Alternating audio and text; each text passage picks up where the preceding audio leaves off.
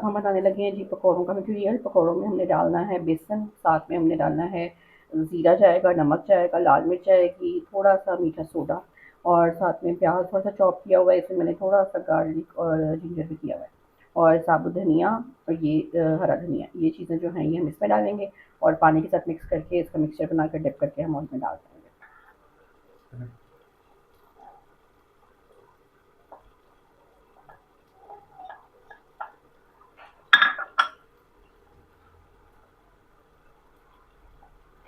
सारे मसाले डाल के हमने मिक्स कर लिए हैं और हमने इसको पतला नहीं करना क्योंकि हमने इसमें आलू डिप करके बनाना है।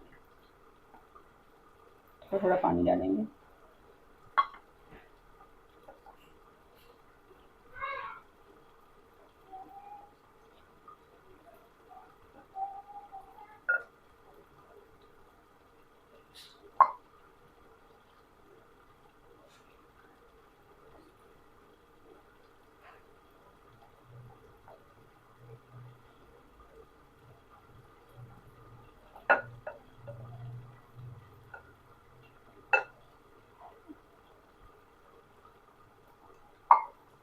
यहाँ